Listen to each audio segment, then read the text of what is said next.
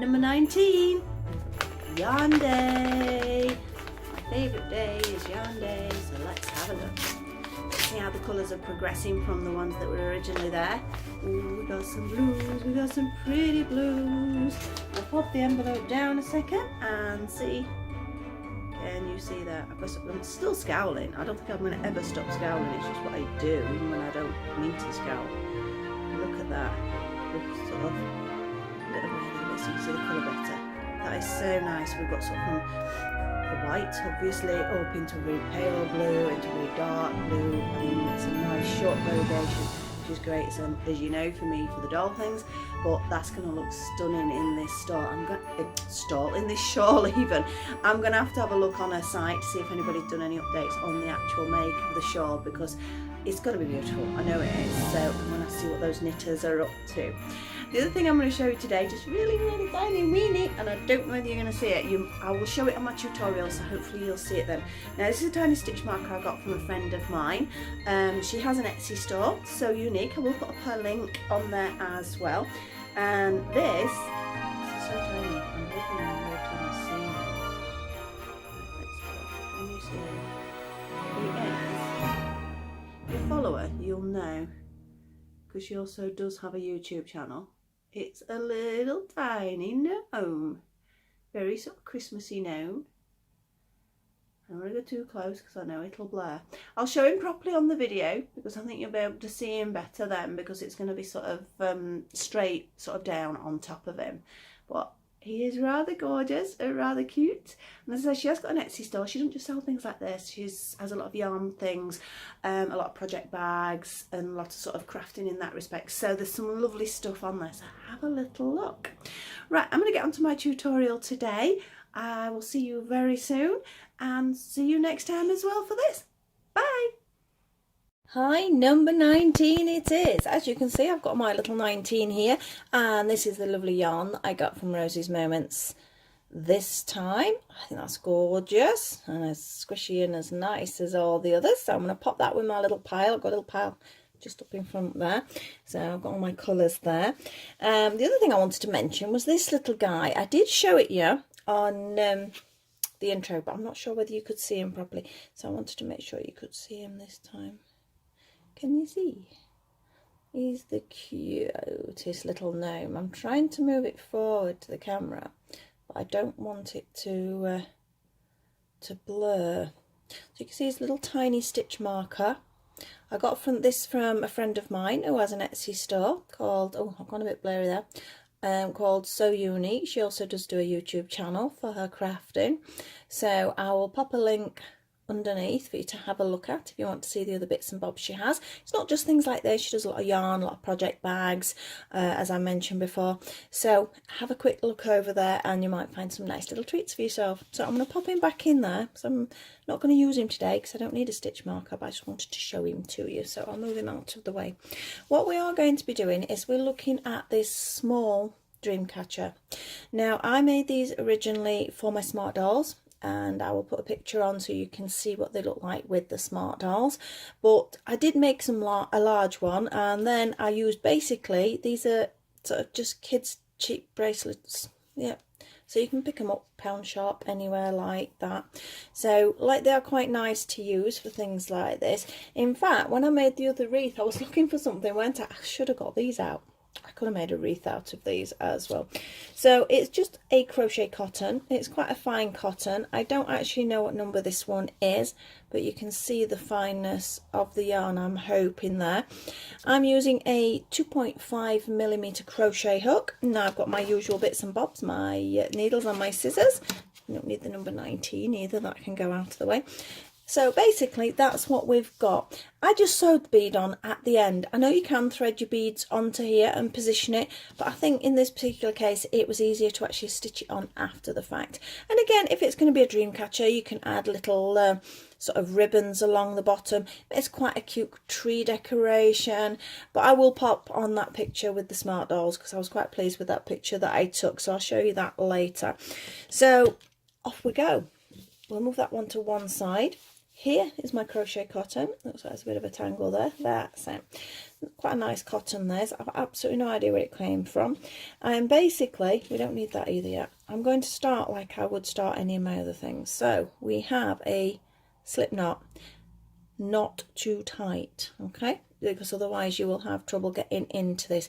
If you don't want to make one this small, you can get hold of, maybe you can get rings for dream catchers, or you could probably get an embroidery hoop or something like that to be able to make it in a larger yarn, maybe a 4-ply, or even thicker. If you've got a really big hoop, you can make it really large. So we are going to do 2 chain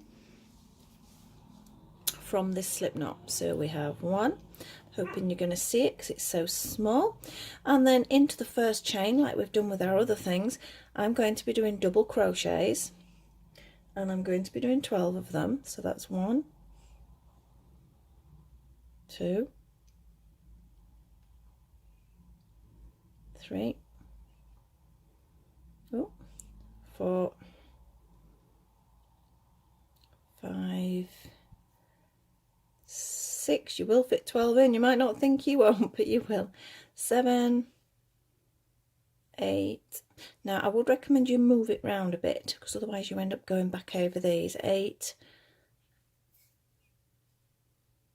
9, 10, 11 and 12. You see, you fit a 12 in nicely. Don't worry about this, because if you look, there is a little hole there, so that's okay. It gives it part of its feature. We're going to actually now do a slip stitch into that very first one, so we can, oh, getting it tangled up here. There we go. So we're going to do a slip stitch into the first one to reposition us ready for a different stitch. Remember, slip stitch just pulls straight through, and there we go. We're going to start with 3 chain, which is going to count as our first treble. 1, 2 and 3. Oh, I'm not doing well this morning, am I? Try and keep it nice and tight, because you do want it to sort of look very neat on this one, because sometimes you can make it very holy if you're not used to working at this level. I'm going to do 1 more chain. Now that it counts as a chain. The first 3 counted as the treble.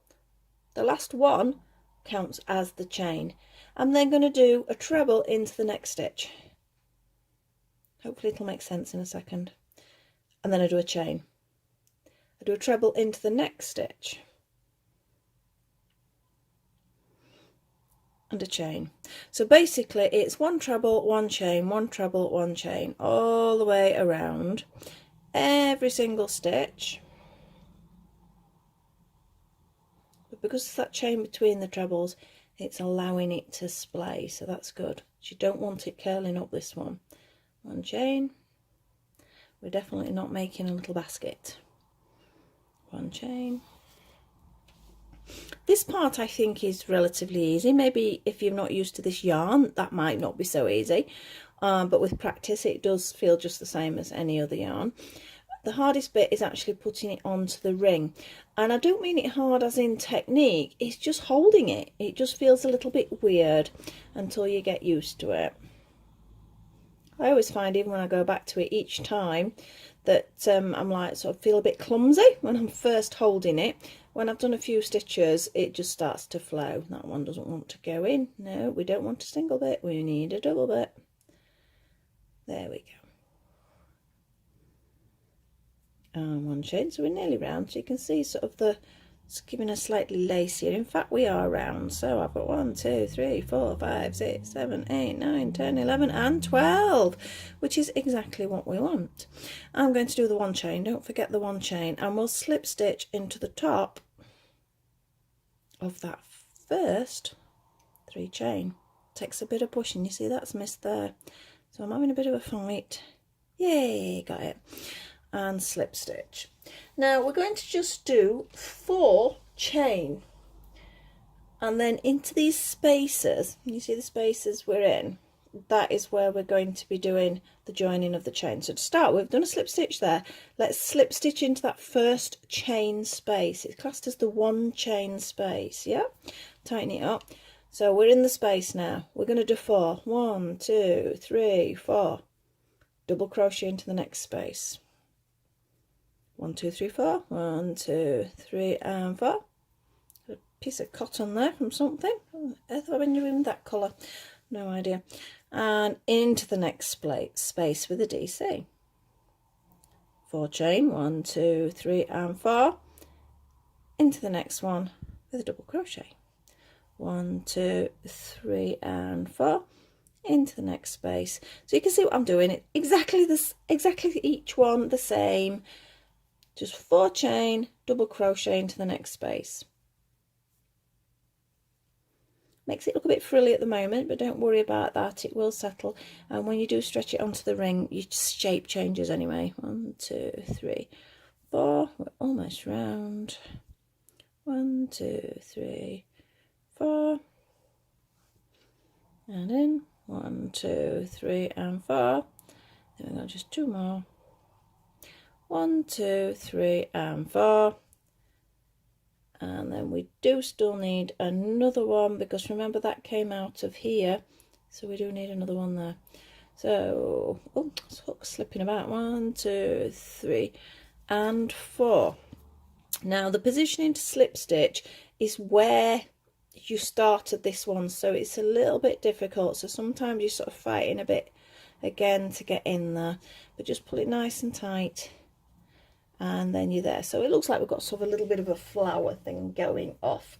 We're going to slip stitch into our next chain space. Just reading what I've actually put there.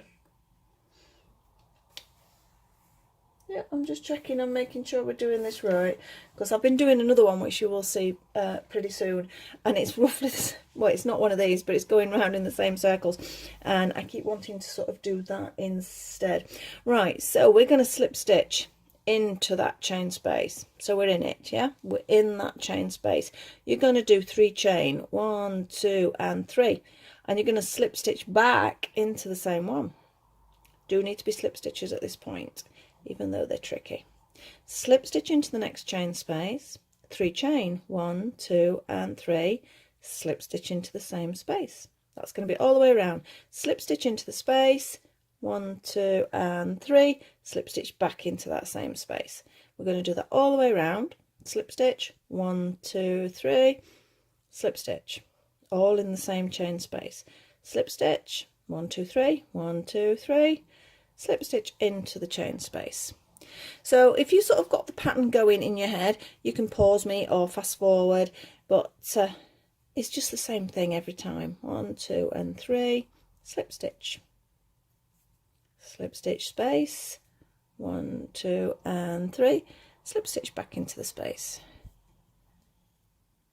So I'm just going to carry on doing that now all the way around. See, I'm already halfway around, and again it's like, well, how on earth is that going to fit in there? You would be surprised. It does stretch quite considerably. So slip stitch, 1, 2, 3, 1, 2 and 3, slip stitch into the space, slip stitch, 1, 2, 3, 2 and 3 into the space. Just got a couple more to do. Slip stitch, 1, 2 and 3, slip stitch space. We have one more to go. Slip stitch into the space, 1, 2 and 3, oh, and slip stitch back. Now again, a little bit hard to know where to finish off here. We really do need to try and get another slip stitch where we started the first bit. So there we go. So now we've got a little tiny shape, and you're thinking, how on earth? You will be surprised. It's like magic. Now we're going to go on to the ring now, but I need to get into that 3 chain space. So from here, slip stitch in, and it's in our starting position. Then we take the ring. I'm going to take my hook out a second because I like to position. I'm going to have my work, so my work's there. I put my ring over that way, hook back in, tighten it up. Feels a bit weird this. I'm going to grab and hold it. That's it. It's in place now. I'm going to go through, grab, back, double crochet. Yeah, we're going to do 5 double crochets. So under the loop, grab the yarn, pull it through, double crochet. It fidgets about somewhat to start with. So that was 2. I'm going to do another one. 3. Try and do it a little bit slower. 4, one more, 5. Now we're going to grab the next of these 3 chain space. So the hook goes through that first, then underneath, grab the yarn, pull it through there and stitch. So it's holding it, yeah? 5 double crochets. So I'm going to do this a little slower than I would normally do. I will speed up in a second though. One more. So I'm doing 5 double crochets in between each one. So this time I need to pick up that 3 chain space, again under, pull through and stitch, holds it in place. 5 double crochets. Now what I'm going to do is, you will see I'm starting to just hold this. I'm not worried about this too much, and I sort of move it about a bit, which might look a bit weird when I go a bit faster, but you'll have your own way of doing it. So that was 1, 2, 3, 4, 5. Find the next one, pick it up, push it through, make sure it's nice and tight, so just occasionally just pull that, and there's a stitch to hold it. That's not that bad, is it? Right, so under, pull through, double crochet, that's 2, 3. So I'm sort of just like manipulating this backwards and forwards. 3, I think that was already 3, and I might have got an extra one there. Right, so we now need to get the next chain space through, so it's going underneath, yeah, pulling it through and double crochet. 5 double crochets without it, so I'm not holding on to that, I'm just holding the ring now. So 1, 2, 3, 4 and 5, and at this point you'll still be thinking, how on earth is this going to fit in here? You will be surprised, I promise you. Right, so we need the next one. Make sure this is tight first, get the space, pull it through and do a stitch. Now what I recommend, when it gets to this point, allow it to stretch, push it around. Yeah, can you see it is starting to stretch now? We're going to do 5 double crochets again. 1, 2, 3, 4. As you see, as I get faster it looks a bit weird. 5. Grab the chain space, grab the yarn and do a stitch. We're going to do 5 double crochets. 1, 2, 3, 4 and 5. Now you know what I said before, I'm moving it round again. It allows it to stretch by doing that, because I now need to pick up this little guy here. Again, it looks like it's a bit of a stretch, and it is a stretch, so grab in, but then you need to tighten it up to pull it into place. You must make sure it's nice and tight, and double crochet. 5 double crochets. 1, 2, 3, 4 or 5. Yarn caught then. Where are you going? Stay there, ball of wool. Right, where was I? So I did my 5. Shuffle it round again. Keep shuffling it round every time, because it's this one next. So I'm grabbing it, I'm pulling it, I'm tightening it.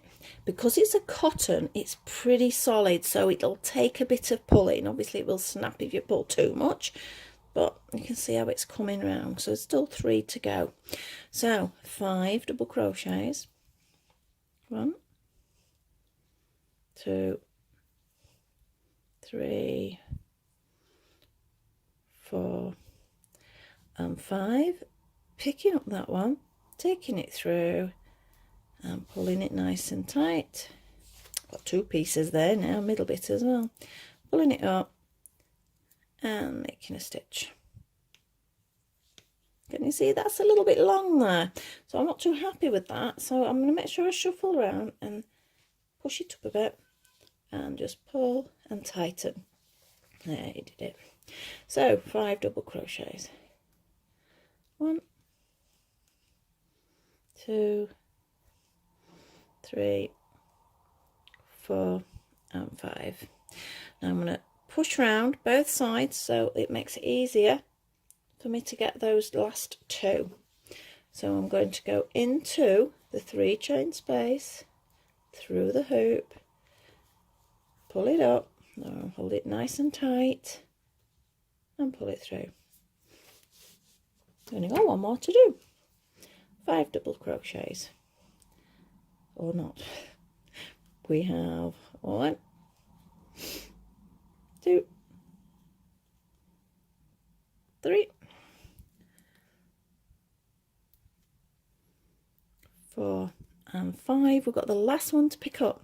Again, push it round a bit, allows it to relax, grab it, pull it through, make sure it's nice and tight, and we've got our last 5 double crochets.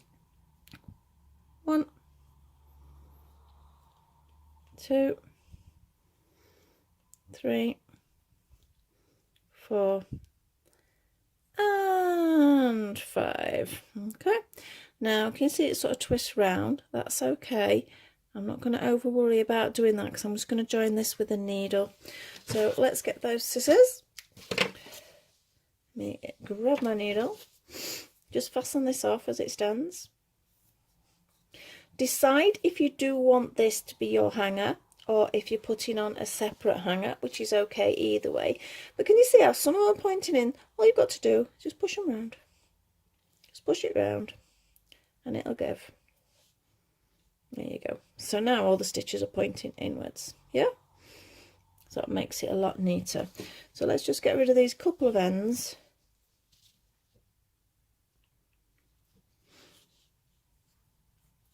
So I've already fastened it off, so really I can just thread it through. If I can get it through. This first bit. And I think I need a little bit more than that. Don't want it going anywhere. That will do me. Clip it off. Or not. There we go. So all I've got now is this one. Now this is the one that if you're wanting to pop a bead on, use this. You're not having to then add extra cottons on. So say if I want, I don't know, I'm going to pop it there. So turn it over and all I've got to do is thread it through there, push it through again.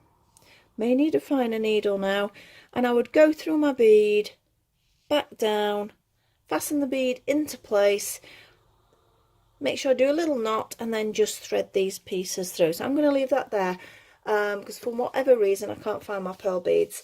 So I've got so many it's silly, but then I can never find what I want because it's too much. I've been so disorganised over Christmas, there's stuff everywhere. So basically that is our very quick and very simple, only took us about 20 minutes if that, dreamcatcher. Add some little feathers, add some ribbons, add whatever decoration you want to it there. A little hanger, I think they look rather gorgeous on the Christmas tree, especially if you're doing them in the pretty colours. You could do them in gold or silver. But as I say, I did make these originally for my Smartdolls because I've made a large one. And then I thought it would be fun to make one for the doll as well. The theory was I was going to put them on my Etsy, and I've still not finished them all. So hopefully in the new year they'll be going on my Etsy. But I will pop the picture on there for you to see as well. So hope you enjoyed that. Please like, subscribe and share if you did enjoy it, and click on the notification button. Thank you to some of my new subscribers. It is slowly moving up. It makes me so happy to see that because it means people are enjoying what I do, and that does mean a huge amount to me. So thank you very much for watching, and I'll see you very soon. Bye.